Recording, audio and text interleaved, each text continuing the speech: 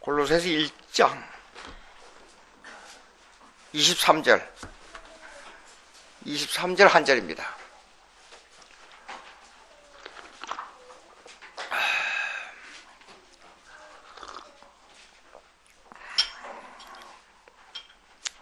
오늘 제목이 복음의 소망입니다. 복음의 소망. 23절 한 절 다 같이 있습니다. 시작. 너희가 믿음에 거하고 터 위에 굳게 서서 들은 바 복음의 소망에서 흔들리지 아니하면 그리하리라.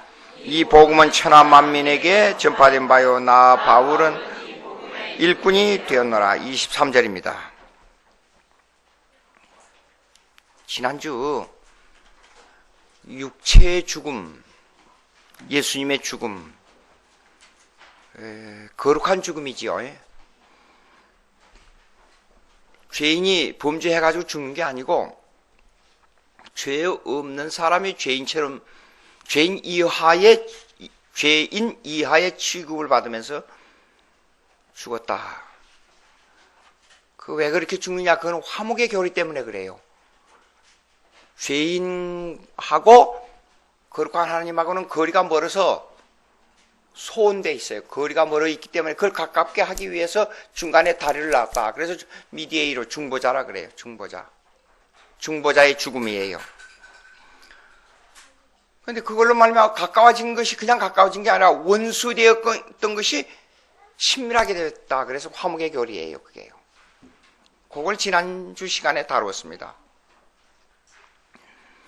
그런데 예수님의 희생은 완전한 희생이에요. 완전한 제사.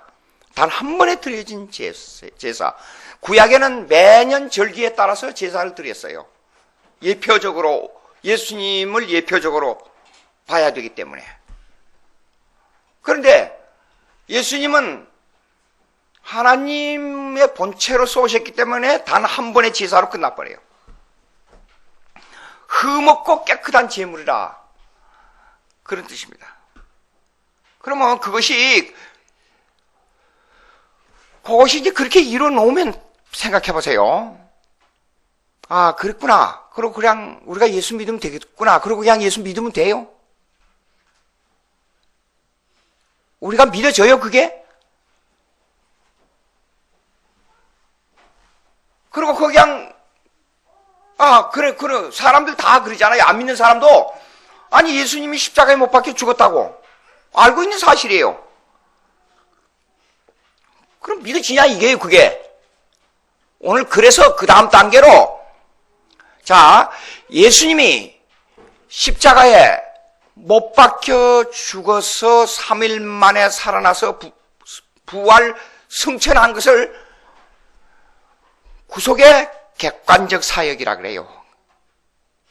객관적 사역. 그럼 객관적 사역 이걸 가지고 예수 그리스도를 받아들여질 수 있느냐? 그건 아니에요.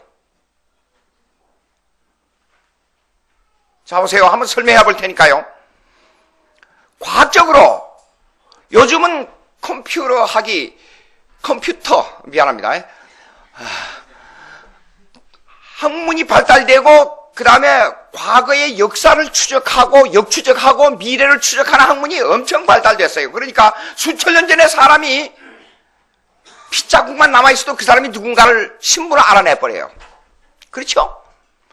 과학이 발달돼가지고 언젠가 말씀드렸죠. 예수님은 인간의 피로부터 받은 DNA가 없다 그랬어요. 하나님의 아들이기 때문에. 여러분 그거 하나님의 아들인 거 믿어요? 믿지요. 다 대답했습니다. 그러면 그렇게 증명이 됐다고 해서 그것을 아는 사람은 다 예수 믿게 돼요?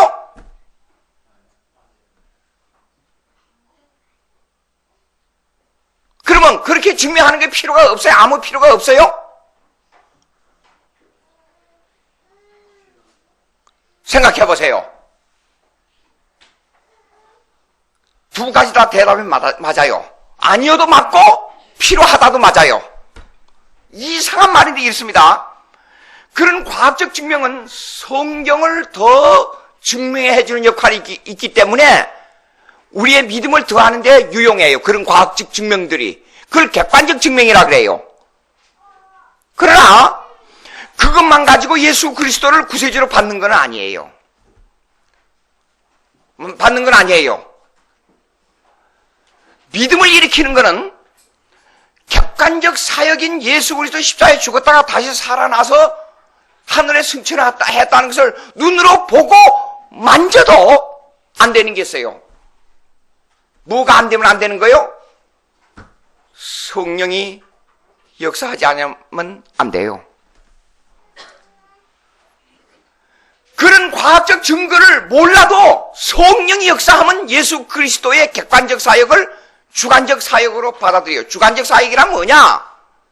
주관적 사역이란 것은 성령이 예수님이 이루어놓은 구속 사역을 우리 심령 속에 적용하는 걸 주관적 사역이라 그래요.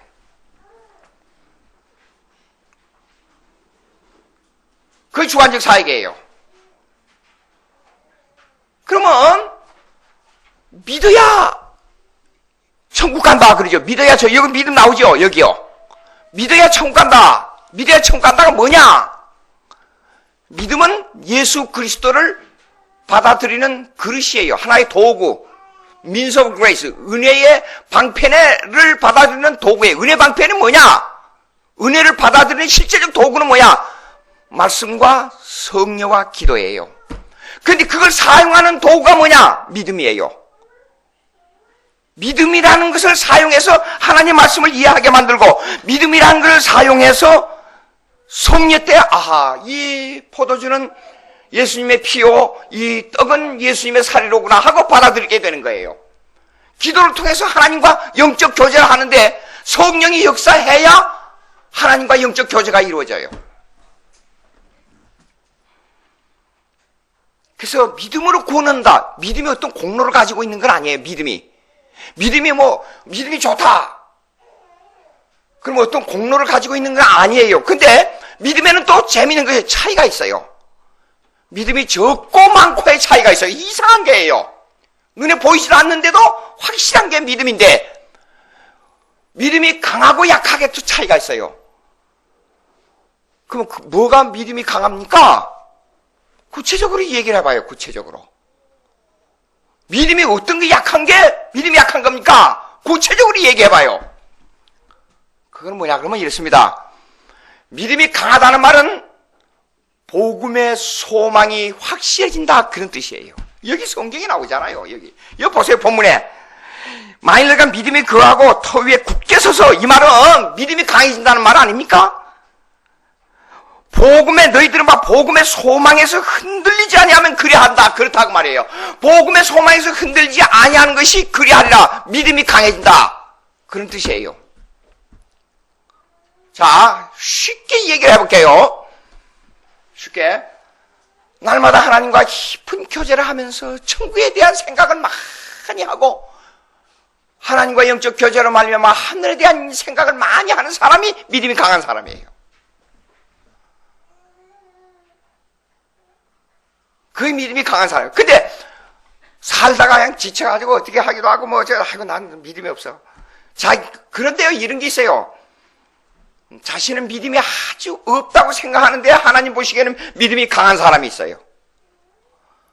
자신은 믿음이 강하다고, 대단하다고 생각하는데 하나님 보시기에는 믿음이 약한 사람이 있어요. 그건 우리가 알 수가 없어요. 왜냐 그러면 믿음은 하나님과 나와의 관계이기 때문에 옆에서 잡을 수도 없고, 사실 자기도 확실하게 이게 믿음이 강하다, 약하다는 걸 나타낼 수가 없어요.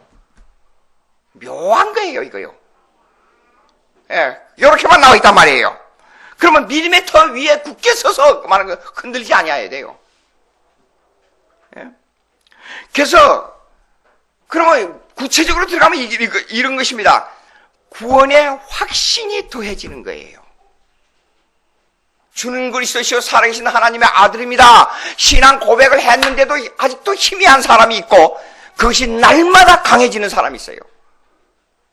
구원의 확신이 더 강해지는 것이 믿음이 더 강하고 좋아진다 그런 뜻이에요. 그럼 하나 묻겠습니다. 반드시 구원의 확신이 있어야 천국 갑니까? 제가 목회할 때 이런 게 있었어요. 언제 얘기했는지 모르겠어요. 장례식을 많이 치르다 보니까 우리 아버지도 마찬가지였어요. 30년을 교회에 왔다 갔다 했습니다. 우리 아버지. 가정에서 예배 드릴 때마다 우리 아버지 구원에 대한 이 얘기를 꼭 확실히 하고 싶었어요, 제가요. 근데 이제 나이가 많아지고 젊었을 때 그렇게 빠르던 동작이 차츰 늘어져요. 그래 성경 찾는데 몇 장 몇 절을 찾으세요. 그럼 몇 장 몇 절을 찾아가지고 이렇게 이 얘기하다가 예수 믿으면 천국 가는 얘기로 결국은 들어갑니다. 그 얘기를 자세히 하다가 아버지 예수 믿으면 천국 가는데 아버지 예수 믿는데 천국 갈 수 있어요? 그래 물으면 글쎄 그걸 똑같은 말을 그렇게 수백 번 수천 번 물으니 내가 뭐라고 대답을 하냐? 가봐야 알지 내가 어떻게 하냐? 그래버려요. 사람 환장하겠어요. 걱정이 되는 거예요. 30년을 교회 왔다 갔다 하고 성경을 읽고 찬송가도 많이 알고 근데 그걸 확인한 방법을 어떻게 한참 연구하다가 하나님의 말씀은 하나님의 계시이기 때문에 이걸 받아들이는 자세를 보면 알아요. 근데 그 소명이라는 게 있어요. 소명. 우리 조직 신학에서 소명은 뭐냐면 부른다는 뜻이에요. 외적 소명과 내적 소명이 있어요. 외적 소명은 전도하는 거예요. 이렇게 해요. 그냥 그러면 어떤 사람들은 그냥 말씀이 좋다 그렇게 느끼는 사람이 있어요. 그렇죠? 근데 어떤 사람은 설교나 전도를 듣고 그래 맞아 예수 그리스도는 내 구세주야 그러고 아멘으로 받는 사람이 있어요. 이거는 아멘으로 받을 때는 이게 내적 소명이라 그래요. 이걸 갖다가 내적 소명이 일어난 사람들은 사실상 이미 구원이 이루어지고 있는 거예요. 그 속에 자기는 몰라요. 그런데 거기에 대해서 흥미를 가지고 하나님의 말씀에 흥미를 가지고 하나님의 말씀에 대한 이 집착력을 차츰 가지게 돼요. 이미 구원이 이루어졌어요. 이 사람이에요. 왜냐하면 복음의 씨가 그 속에 들어있기 때문에. 그래서 가장 쉬운 게 요한복음 쉬운 이야기거리 나오는 거, 그다음 구원에 대한 거, 요한복음 3장에 대한 이야기, 몇 장을 쫙 뺐어요, 제가요. 아들이 아버지한테 숙제를 내야겠습니다. 그러니까, 그거 뭐냐? 그래서 요거 좀 한 일주일 동안 몇 장 안 되니까 한번 읽어보세요. 그러다 저녁 때마다 확인하고 저녁에 한 일주일 지난 다음에 예배 우리 가정이 전부 모이자 그래 예배를 시작했어요. 아버지, 그 성경 그거 읽어보니까 어떠세요? 그러니까, 글쎄, 그거 재밌다. 그러면 어떻게 된 거예요? 사실상 구원이 이루어지고 있는 거예요, 그게. 그걸 갖다 내적 소명이라 그래요. 쉽게 설명을 드린 겁니다. 쉽게. 내적 소명이 이루어져 있어서 이미 구원이 이루어져 버렸어요. 근데 사람이, 아까 말씀드렸잖아요. 믿음이라는 것은, 이거 잡힐 것 같은데 안 잡힌단 말이에요. 이거 묘한 거예요. 그리고 믿음의 척도는 한이 없고 끝이 없어요. 잴 수가 없어요. 그렇기 때문에 이걸 어떻게 이 잣대로 잴 수 없는 거기 때문에 하는 수 없이 그 방법을 쓴 거예요. 제가요. 그런데 구원이 이루어졌어요. 이미. 막상 이제 나이가 많아서 걷기도 힘들고 그런데 97세에 쓰러졌어요. 병원에 갔습니다. 여기에 있다가 즉시 비행기를 타고 날아갔어요. 어쨌든 구원의 확신이라도 좀 확인을 시켜야 되겠다는 생각을 가지고 날아가서 도착하자마자 아버지 예수 믿고 천국 가는 얘기부터 시작한 거예요. 제가요. 그러니까 아버지 고개를 끄덕이시면서 염려하지 말라 그랬어요. 그리고 세상 떠나기 전에 이제 차츰 기력이 약해지는데 우리 형제간들이 지켰어요. 3교대로 8시간씩 지켰어요. 그러면서 무슨 얼굴이 밝아지면서 말씀하는 거 있으면은 천사가 왔느냐고 물어봐라. 제가 목회하면서 장례식을 많이 치렀기 때문에 그런 걸 많이 봤어요. 근데 그 이영자 집사님이란 분이 있었어요. 또 한 얘기인데 이영자 집사님 어머니 암이 들었어요. 그런데 이 양반은 사람을 이런 그 기구로 교통수단으로 비유하자면 큰 기성과 같은 인격을 가지고 있는 사람이요. 큰 소리를 쳐도 그래. 속삭이는 소리를 해도 그래. 재밌는 얘기를 해도 웃지도 않고 입만 뻥긋해서 그래. 그런 양반이에요. 그러니까 복음이 들어간지 어쩐지 알 수가 없어요. 그래서 하는 수 없이 이분 때문에 그 할머니 때문에 노인 성경반을 만든 거예요. 한 7, 8명 모았어요. 그래가지고 주일날 오후에 힘이 든데도 불구하고 우리 집으로 오세요, 전부. 그래서 우리 집에서 모여가지고 식사를 대접하면서 저녁에 노인들은요, 이렇습니다. 노인들 모실 때, 가능하면 제가 꼭 교육적인 얘기를 또 하나 해야 되겠네요. 가능하면 할아버지, 아버지, 손자, 손손자 4대가 사는 게 집안의 교육적으로 아주 좋습니다. 왜 그러냐? 제가 미국에서 CH 메인테너스 컴퍼니에서 이 이스티메이트로 다녔어요. 이스티메이트 뭐예요? 이 계산, 이 넓이를 재가지고 계산하는 거 하러 다녔어요. 여러분이, 우리 한국 사람들은 정말로 머리 좋습니다. 30 더하기 25 그러면 55 딱 나와버리잖아요. 간단하잖아요. 그런 거는. 뭐 몇백 단위도 쉽게 하는데. 이 은행원들이 이걸 계산을 못하는 게 아프죠. 그거 다 하게 되면 52 플러스 35는 87 뭐 쫙쫙 얘기해버려요, 제가요. 그러면 그 텔러가 저를 보고 이래요. 저를 보고 그러는 거예요. 근데 그것도 모르고 다다닥 두드리는 거예요. 두드리고 대답이 제가 말한 게 딱 나오니까 깜짝 놀라가지고 눈이 희둥그레져서 저를 쳐다보는 거예요. 그거 다 계산한 거 아는 거다고. 그러고. 그래요. 근데 그 사장이 저를 보고, 그냥 일하는 그 사장이 저를 보고, 너 대단하다. 머리가 천재라, 저를 보고. 제가 천재입니까? 그러면서 다니면서 좀 계산하고. 생각을 해보세요. 더하기 곱하기 나누기 빼기 그거 간단하잖아요. 근데 저는 한 10개 할 수 있으면 미국 사람들은 한 2, 3개밖에 못해요, 그거. 나 그 이해가 안 돼요, 왜 그런지. 그래서 우리 애들 공부할 때 보니까 우리는 그냥 달달달해요. 3일은 3, 3, 2, 6, 3, 3, 9, 3, 4, 12, 몇 번이잖아요, 다르랑. 근데 3일은 3, 3, 3은 9, 그럴 때는 3을 3번 더하면 얼마 9. 이렇게 계산하는 거예요, 이 사람들은. 그러니 빨리 외지를 못하는 거예요. 합리적으로만 생각하지. 그래서, 그 사람들은 머리는 그런 식의 머리고 우리는 그런 식의 머리구나. 그렇게 알았어요. 그래서, 이 이스티메이를 따로 이제 건물을 착 보고 곱하기 나누기 쳐서 하고 나중에 정 안 되면 그때 당시에 여러분 중고등학교 할 때 방정식이잖아요. 부피제는 방정식을 적용해서 다 해갖고 다 해버렸어요, 제가요. 우리 애가 중학교 3학년 다니면서 수학을 몰라고 쩔쩔매요. 야, 가지고 와라. 그까짓 건 근데 중학교 3학년 용어가 나이가 수십 년 지난 다음에 방정식 풀려니까 힘들대요? 잊어버렸어요, 저 잊어버려. 한참 생각해서 풀어준 거예요, 내가.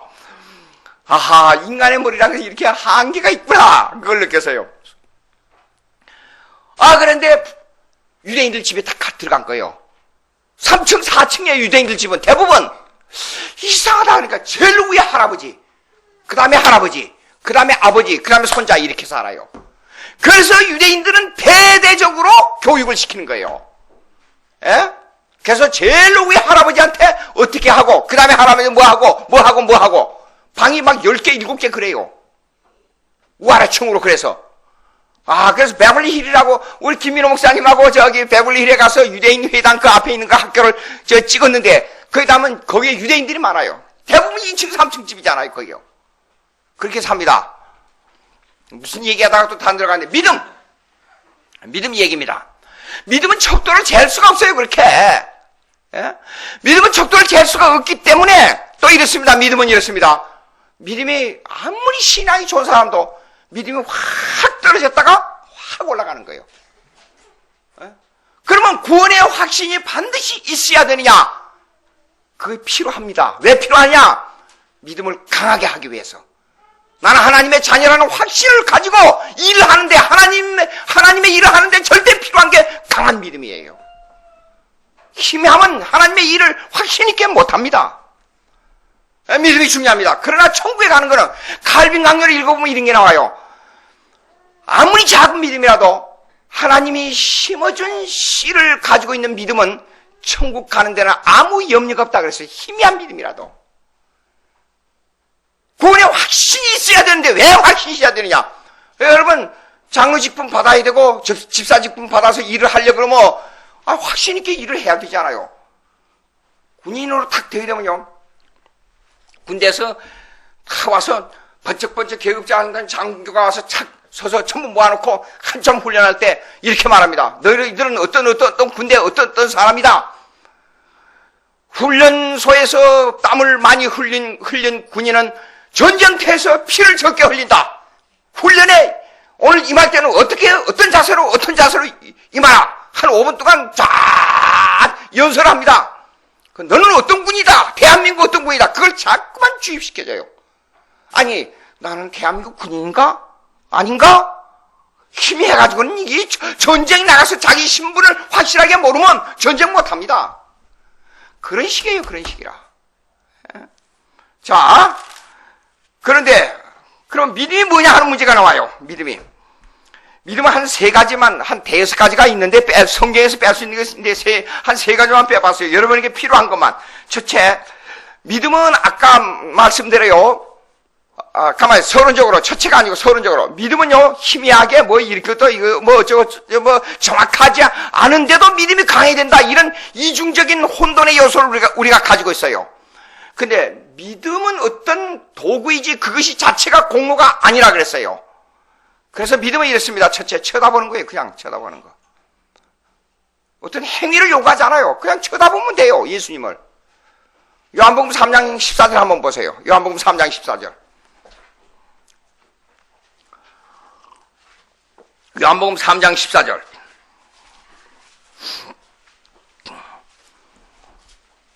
다 같이 읽어볼까요? 요한복음 3장 14절. 요한복음 3장 14절, 15절, 두 절입니다. 다 같이 시작. 광야에서 뱀을 든 것 같이 들려하니 이스라엘 백성이 애굽을 탈출했습니다. 광야를 지내고 있었어요. 그런데 갑자기 뱀이 나타나가지고 이스라엘 백성들은 물었어요. 사람들이 독을 받아가지고 죽어가고 있어요. 모세를 향하여 하나님이 뱀을 만들어가지고 광야에 세워라. 그리고 쳐다만 봐라. 그럼 다 산다. 쳐다보는 게 무슨 공로가 있어요? 공로 없어요. 가서 일할 것도 없어요. 그냥 보는 거예요. 이렇게 봐. 그러면 살아났어요. 똑같이 예수님의 십자가를요 그냥 바라보는 거예요. 그리고 그 바라보는 것이 그냥 눈으로 보는 것이 뭐냐면 내 인식 속으로 들어오는 거예요. 그게 믿음이에요. 그래서 내 자신의 인식 속으로 저 예수 그리스도 십자가의 예수 그리스도가 내 구세주로서 저렇게 됐구나 하고 그냥 인식 속으로 들어오는 거예요. 그래서 그 인식 속으로 들어오는 게 뭐예요? 방금 말씀 마지막에 믿는 자마다 영생을 얻게 하려 하심이라 그랬잖아요. 그 인식 속에 들어와서 믿게 되는 거예요. 어떤 공로나 행위나 우리가 뭘 해야 될 요구가 전혀 없어요. 보니까 인식이 들어오는 거예요. 그럼 두 번째 보세요. 믿음은 무엇이냐? 기갈과 배고픔이에요. 기갈과 배고픔. 요한복음 6장 50절 봅시다. 50절. 요한복음 6장 50절.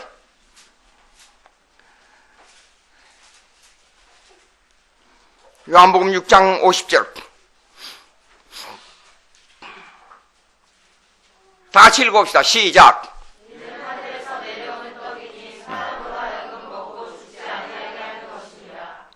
자, 예수님 두 가지 말씀을 했어요.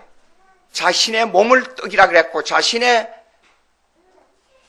이 옆구리에서 나오는 생명수, 자신의 피를 포도주로 비유해서 말씀했어요.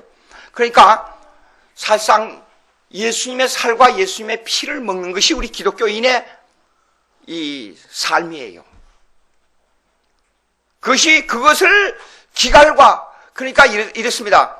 예수님의 생명이 내 속에, 내 인격 속에 꽉 자리 잡아서 나 삶을 생명으로 지배하기를 원하는 것이 그 믿음이에요. 그게. 그래서 이 믿음은 기갈과 배고픔이에요. 예수님을 가지고 싶어서 안 달라는 거예요. 예수님이 내 마음속에 들어와서 자리 잡아서 나를 지배하기를 간절히 원하는 거예요. 그것이 믿음이에요. 그 다음에 인간은 이렇습니다. 인간은 누구나 다 죽음에 이르는 병이 있어요. 근데 죽을 날짜를 모르기 때문에 지금 제가 100살까지 살 수 있다고 하는데 100세에 일요일 날 딱 죽는다는 것을 알고 산다고 가정하십시다. 그게 좋겠어요? 90살에 죽지만 나는 모르고 산다. 그게 더 낫겠어요? 삶에 대한, 죽음에 대한 것을 생각을 많이 해봐야 돼요. 예? 여러 가지 죽음을 고민하면서 여러 가지 생각을 많이 해본 거예요, 제가요. 내가 1년 후에 죽는다 그래도 죽는 것을 모르고 사는 게 낫겠느냐? 100살까지 산다 그래도 100살 1월 1일 날 죽는다는 것을 알고 사는 것이 낫겠느냐? 내 삶에 무엇이 도움이 되겠냐 한번 생각해 본 거예요, 제가. 오랜 동안. 근데 실제로 삶을 살아보니까 내가 10년 후에 죽는다 그래도 내가 모르고, 그 날짜를 모르고 사는 것이 더 나아요. 그런데 인간 속에는요, 죽음에 이르는 병이 있어요, 누구나. 유명한 철학자가 그랬죠. 인간은 누구나 다 죽음에 이르는 병이 있다.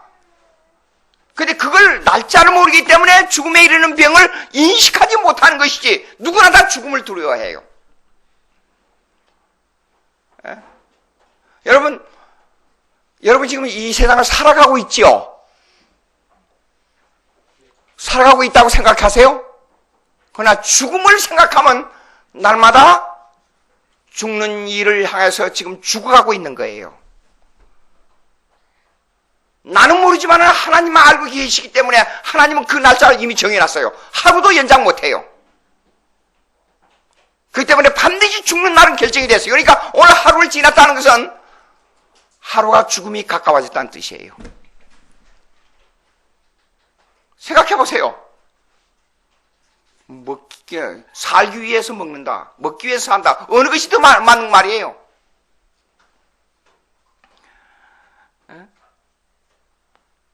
요한복음 4장 14절 한번 보세요. 요한복음 4장 14절. 요한복음 4장 14절입니다.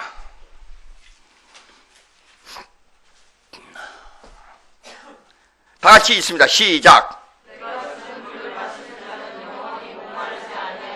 또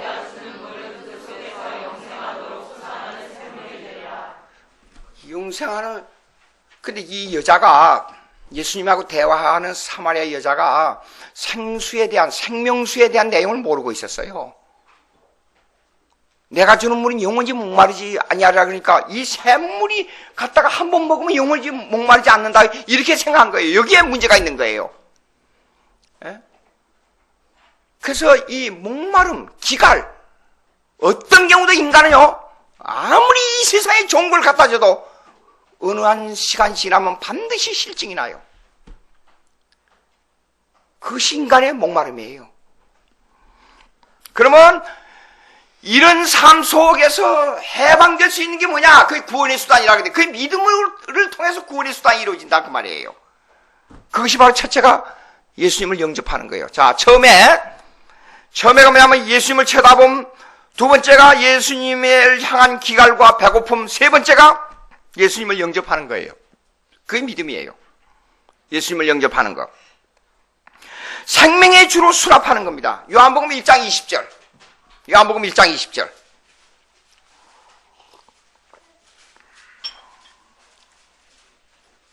요한복음 1장 20절. 다 같이 시작.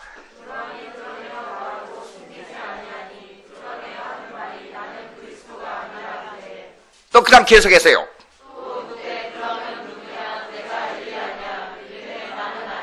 예. 아니라 뭐가 조금 잘못해요. 6장 44절 보세요. 6장 44절.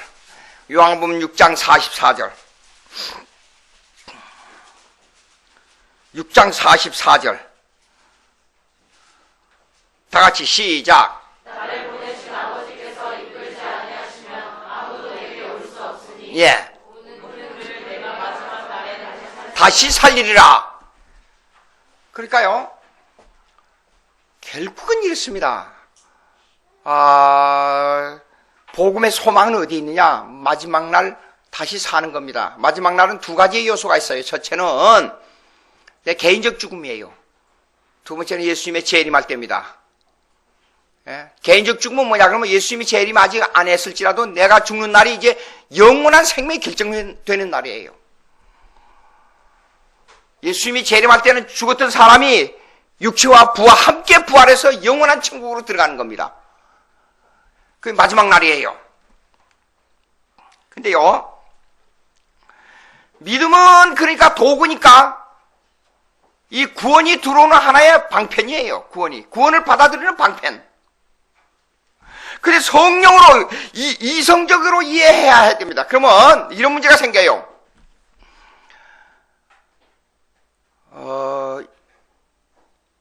지적으로 이해를 해야죠, 여러분. 지적으로. 예? 그리고 믿음으로 받아들여야지요. 여러분 이런 얘기 들어봤어요? 성경을 읽고 목사님 설교하는 거 이해가 안 됩니다. 도대체 어떻게 하다 보니까 목사님 무슨 어려워서 말은 쉬운데, 제가 처음에 성경 읽을 때 그래요. 말은 쉬운데 내용이 이해가 안 되는 거예요. 나를 믿으라. 어떻게 믿어야 돼요?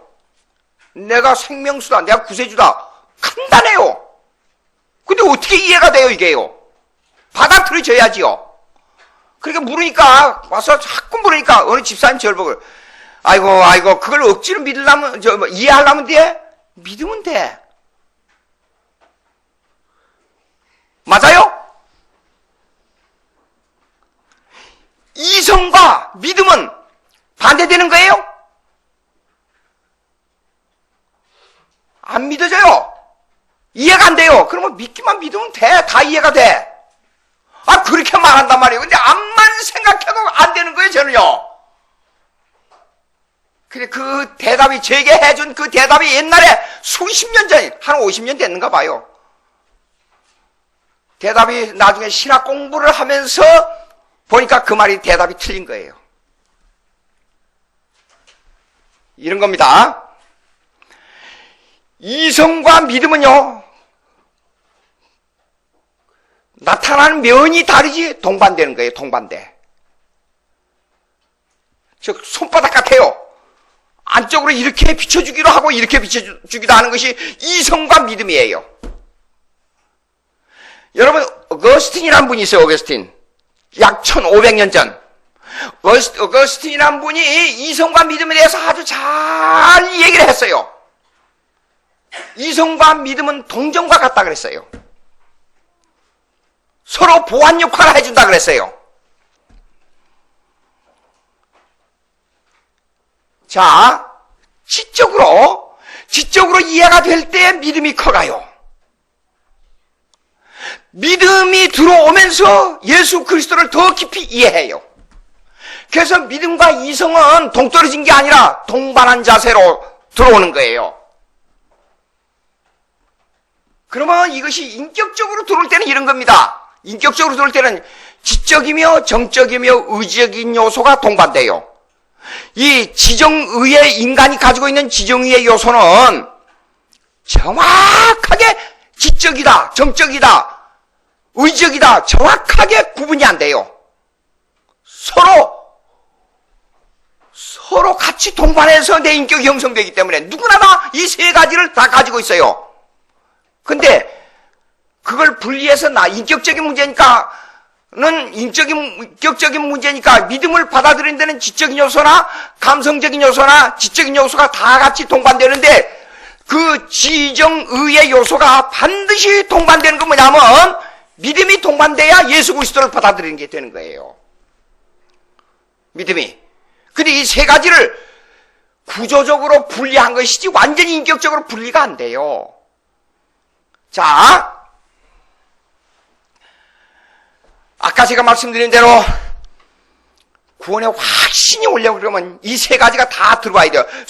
복음의 소망의 확신이 내 속에 들어와야 이게 자리를 잡아요. 마음속에. 예수가 누구냐? 예수님이 맨 처음에 베드로에게 물었어요. 마태복음 26장에 예수가 누구냐? 이거는 지적인 요소를 요구한 거예요. 내가 누구냐? 나를 이해하느냐? 이게 나를 이해하느냐? 그렇게 물은 거예요. 예수님이. 주는 그리스도시여 살아계신 하나님 아들입니다. 그렇게 이해해서 대답을 했어요. 그런데도 불구하고 예수님은 믿음으로 가지고 대답을 했어요. 야, 반석 위에 세우리니 이 믿음 위에, 이 교회 위에, 이 믿음의 반석 위에 교회를 세운다 그랬단 말이에요. 예수님이요. 그러니까 믿음의 신앙 고백을 반석으로 봤습니다. 자, 그러면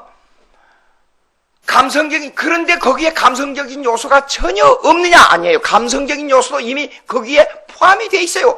구분하기가 힘들어요. 감성적인 요소를 조금 얘기하자면 이런 겁니다. 예수님을 어느 정도 이해했어요. 구세주라는 것을 어느 정도 이해를 했어요. 근데 나는 몰라요. 근데 찬송가 부르면 아무 이유 없이 막 눈물이 쏟아져요. 어느 산 기도로 갔습니다. 제가 산에 기도하러 올라가서 이렇게 올라가다가 그때 배가 고파서 라면을 하나 사가지고 이제 산 밑에까지 한 30분 이상을 더 걸어내 막 미끄러운 길을 밤에 이제 라면을 사가지고 기도원으로 올라가는 중이었어요. 눈이 펑펑 쏟아지고 있었는데 바람이 부니까 바람이 윙윙윙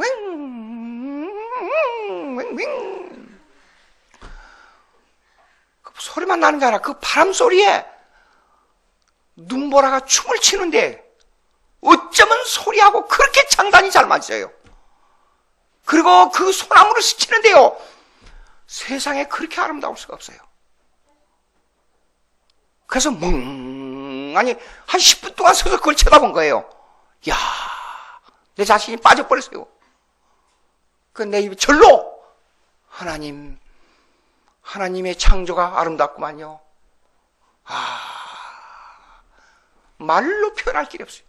제가 성경을 읽다가 이 작은 것 만물 하나라도 참새 한 마리라도 하나님이 허락하지 않으면 떨어진다는 말을 성경을 읽으면 읽을수록 실감이 나요.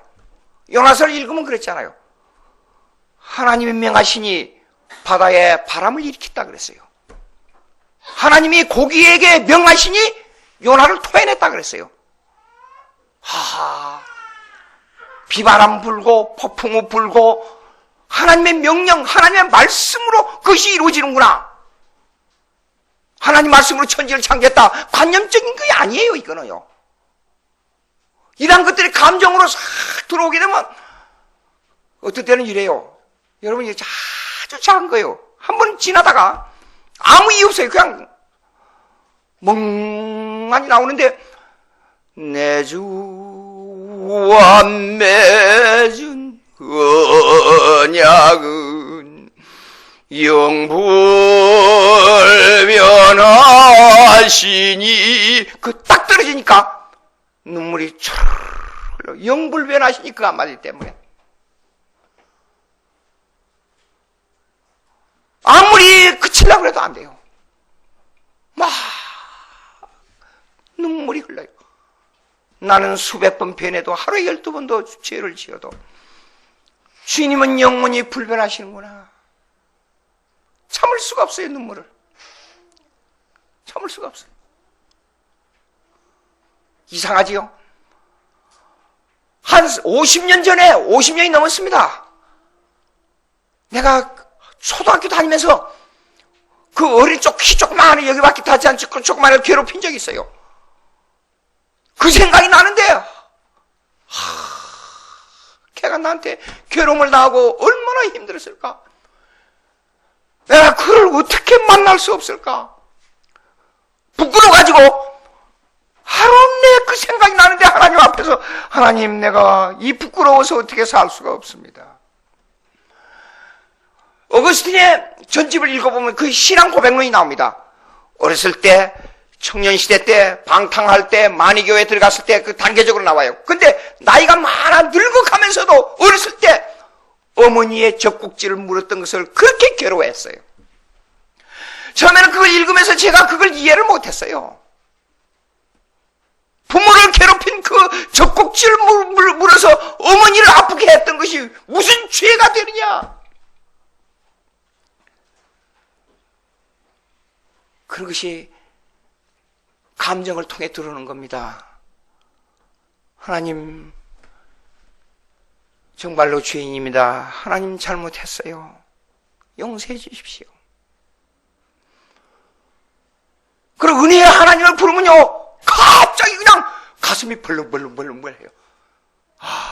이렇게 죄를 지어도 하나님은 그 은혜로 나를 덮었구나. 카파르, 죄를 덮었다 그러지 않아요?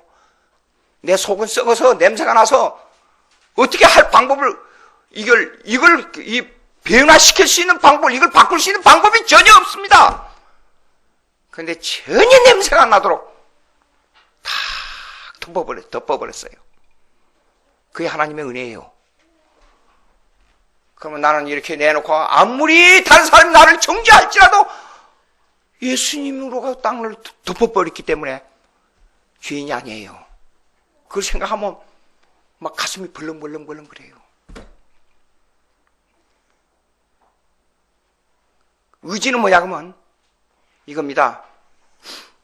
무슨 일이 벌어졌어요. 이쪽으로 가면 분명히 손해인데 신앙의 길이에요. 이쪽으로 가면 분명히 이익이 있는데 신앙의 길이 아니에요. 그때는 딱 결단하는 거예요. 내가 비록 손해가 갈지라도 하나님 편에 서서 이 길을 가야 되겠다. 그것이 의지예요. 순교자들의 역사를 읽어보면 순교자들은 엄청 신앙의 의지가 강한 거예요. 정말로 신앙의 의지가 강한 거예요. 그러면 의지만 강한 거냐? 나중에 보게 되면 그들의 감성도 아주 예민한 걸 볼 수가 있어요. 주기철 목사님의 신앙의 시를 읽어보세요. 기가 막힙니다. 손양훈 목사님의 신앙의 시를 읽어보세요. 아주 예리합니다. 그러니까 손양훈 목사님의 기도문을 보게 되면 이래요. 자기 아들에게 쓴 그 편지의 내용이 이래요. 동일아, 범죄치 말아라, 범죄치 말아라. 내가 감옥에 있으면서도 옛날에 쉽게 생각했던 그 일로 말미암아 내가 날마다 범죄하면서 얼마나 힘든지 모른다. 아니, 감옥에 갇혀서 뭔 범죄를 해요? 근데 자신의 죄를 그렇게 깊이 깨달았다고 편지를 했어요.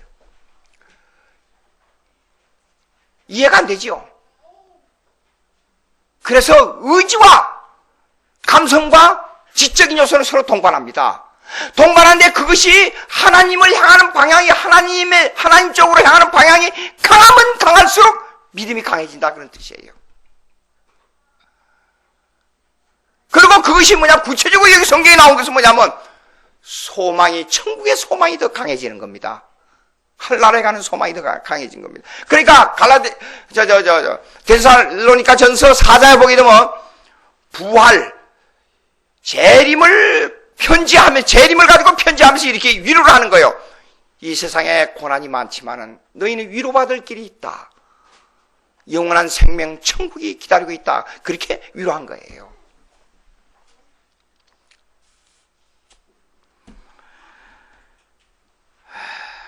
고린도 후서 4장 6절 한번 읽어보세요. 고린도 후서 4장 6절.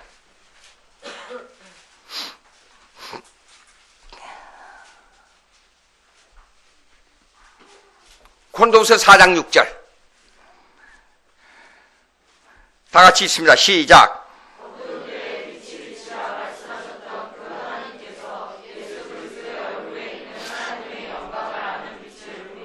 자, 빛을 비춘다 그랬지요. 이 빛이 뭐예요? 이걸 요것을 성경을 해석하는 이 상징적인 요소인데요. 직설 문장이 아니고 상징적인 요소로 우리에게 가르쳐 주는데, 어두움은 죄악입니다. 빛은 생명입니다. 그러니까 생명을 우리에게 보내줬다 그 말이에요. 예. 근데 그러면 생명을 어떻게 깨달아요? 자, 요거 좀 빌립보서 2장 13절 한번 보세요. 빌립보서 2장 13절.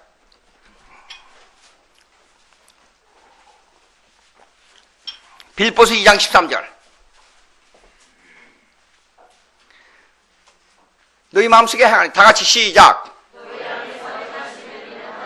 됐어요. 그거까지요.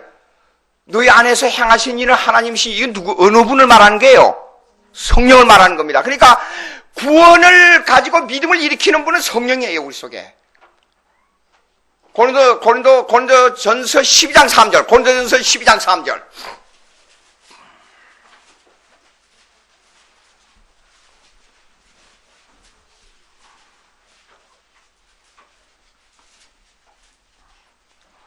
고린도서 12장 3절 시작.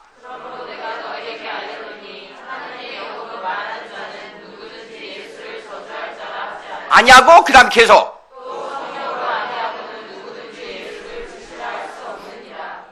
성령은 이렇습니다. 지적으로 우리를 예수 그리스도를 이해하게 만들어요. 그 다음에 감성적으로 죄를 깨닫게 하고 하나님의 은혜를 깨닫게 해요. 의지적으로 하나님께 가까이 나갈 수 있는 결단을 하게 만들어요. 성령의 사역이. 이 세 가지를 말했지만 이것이 따로따로 분리돼서 역사한 게 아니고 사실상 전인격적으로 역사하는 겁니다. 전인격적이라 하는 것은 지적인 요소와 감성적인 요소와 의적인 요소가 다 같이 통반돼서 하나님을 향하게 만들어 간다 그 말이 성령이. 예? 마태복음 12장 31절. 마태복음 12장 31절입니다. 마태복음 12장 31절.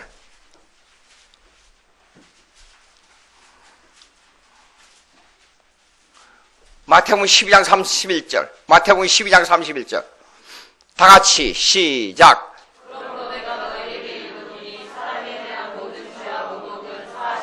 어때? 성령으로. 또. 뭘 어때?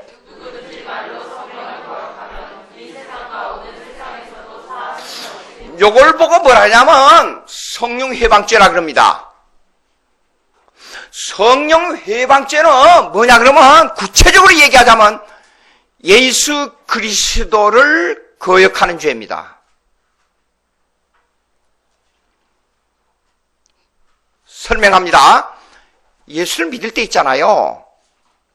예수는 내가 믿고 성령은 따라받는 게 아니에요. 성령을 따라받을 수 있다는 것은 한국교회에서 잘못된 게 있는데 성령의 은사를 보고 성령 받아라 그래요. 성령의 은사와 성령 받는 거는 근본적으로 다릅니다. 성령 받았다 하는 것은 이미 구원이 이루어졌다 그 말이에요. 나중에 기회가 조금 오겠습니다만 간단히 말씀드리겠습니다. 성령 받았다는 것은 예수 그리스도를 영접했다는 뜻이에요. 성령의 은사는 고린도전서 12장 4절 이후에 했습니다. 어떤 사람은 방언, 어떤 사람은 가르치는, 어떤 사람은 사도, 어떤 사람은 은사가 다 달라요. 그건 은사예요. 성령의 은사. 각종의 은사. 근데 은사는 이렇습니다. 예수를 믿는 수단이 되고 예수를 잘 믿게 하는 수단이 되고 하나님과 가까워지는 수단으로 은사가 우리에게 임해요. 은사는. 그래 은사는 각기 달라요. 성령의 충만은 사도행전 2장 3장 4절 읽어보면 사도행전 성령 충만이 나오는데 충만이 뭐냐? 사실상 하나님의 주권주의로 들어가는 거예요. 하나님의 인격에 내가 지배를 받아버리는 거예요. 그게 성령 충만이에요. 예. 성령의 열매는 뭐냐? 갈라디아서 5장 읽어보면요. 성령의 열매, 사랑과 은혜와 온유와 절제니 나와요. 그 열매는 뭐냐면 또 그것도 각기 다 다르게 나타나요. 각 사람마다. 근데 그 중에 가장 큰 것이 뭐야? 사랑이라 그랬어요. 그러니까 우리가 교회에서 잘못하게 되면 성령의 열매를 성령의 은사로, 성령의 은사를 성령의 충만으로, 성령 받았다를 성령의 은사로 잘못 오해할 때가 있단 말이에요. 예? 그러면 여기서 중요한 게 뭐냐 그러면 예수 그리스도를 받아들이는 것은 뭐냐 그러면 성령 받았다는 말하고 통한다 그 말이에요. 예수 그리스도를 구세주로 받을 때는 절대 성령의 사역이 아니고서는 받을 수가 없어요. 성령 받았다는 말은 구원받았다는 말하고 통합니다. 그러면 성령 회방죄는 뭐냐? 예수 그리스도를 거역하는 죄예요.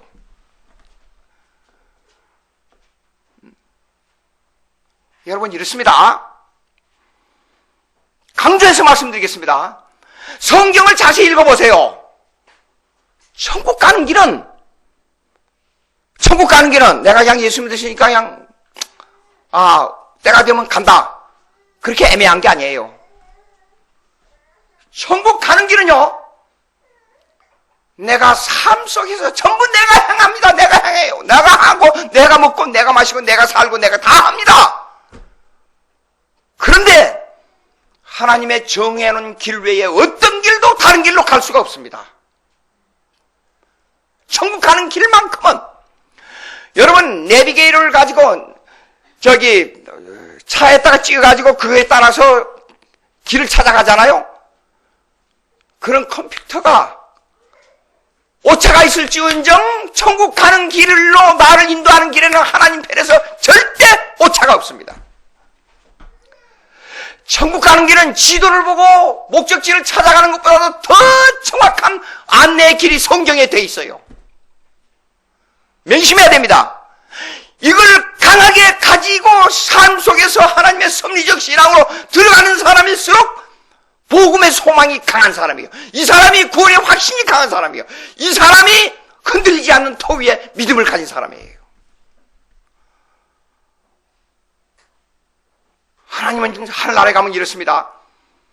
우리가 일상 동안에 행한 모든 거 하나 일거수일투족 손 하나 움직이고 교회 생활 하나 움직이는 거 하나도 빠짐없이 기록되어 있습니다. 자 보십시오. 어느 정도 정확하게 마태복음 24장 쭉 읽어보세요. 이렇게 합니다. 나는 무식해서요. 전혀 알지 못합니다. 야 이놈아 다 갔습니다. 심판대 앞에 섰습니다. 내가 배고플 때 날 먹여줬지. 내가 목마를 때 넌 나 물 줬어. 내가 갇혔을 때 나를 찾아봤어. 아니 예수님 나 보지도 않고 예수님 믿었는데 언제 그랬습니까? 하나의 영상으로 제가 이 얘기를 하겠습니다. 천사야 데리고 와. 맞습니다. 김양주의 일생 동안 행한 사진 여기 다 찍었으니까 한번 펼쳐봐. 어느 교회 나가서 먹을 때 청년 때 내가 그 사람 불쌍해서 예수 믿으라 그러면서 뭐 조금 이렇게 해준 게 그거 다 나오네. 깜빡 잊어버렸어요. 전혀 몰랐어요. 딱 보니까 딱 나오는 거예요. 너 내 있을 동안 내 이름으로 이렇게 수고했지. 그래서 내가 너에게 상을 준다. 천사를 동원해서 마귀 침범하지 못하고 하늘나라의 상을 받아야 되니까 천사야 데리고 올라가라. 그렇게 표시되어 있어요. 내가 드라마로 지금 엮어서 얘기하는 겁니다. 예? 여러분 천국에 가는 거 있잖아요. 꿈나라에 가서 꿈을 헤매면서 며칠 전에 제가 어머니의 꿈을 꿨어요. 어머니를 보고 싶어서 엄마 어머니 막 따라가니 날개를 치면서 희미하게 해서 날아가더라고요. 깨보니까 베갯머리가 젖었어요. 제가 울었어요. 그런 천국이 아니에요. 우리가 이 땅에 살면서 여러분들은 사람 만나고 생활하고 하는 것은 희미한 거예요. 희미야. 고린도전서 13장에 보니까 고린도전서 13장에 보니까 지금은 거울로 보는 것 같이 희미하다 그랬어요. 그러나 하늘나라에 가서 사랑이 익어지는 하늘나라에 가면 얼굴과 얼굴을 맞대서 보는 것 같이 정확하다 그랬어요. 이 세상에 살면서 여러분들이 아무리 뚜렷한 기억도 정확하게 그 기억을 그대로 표현할 길이 없습니다. 지나간 과거는. 하늘나라에 가면 내가 가지고 있는 것보다도 정확하게 단 1초도 틀림없이 정확하게 보여줍니다. 하늘나라. 이런 소망, 이런 믿음, 이런 우리의 기대, 하늘나라에 가면 죽음만 통과하면 하나님과 만나서 이런 일을 내가 평생에 행한 일 부족하나 하나님이 나를 돌봐주시고 이 은혜 속에서 영원한 생명으로 들어간다는 지도를 찾아서 목적지를 찾아가는 것보다 더 정확한 노선이 나에게 정해져 있다. 확신하고 사는 삶이 믿음이 강한 사람이에요. 강한 사람이에요. 기도하십시다. 하나님 아버지 감사합니다. 저희들에게 우리가 이 땅에 살면서 짧은 삶 속에서 어떻게 하면 하나님을 위해 바로 살까? 하나님을 위해서 우리의 생을 바칠까? 열심을 하여 노력하는 저희들 될 수 있도록 성령 역사해 주시옵소서. 예수님의 이름으로 기도합니다.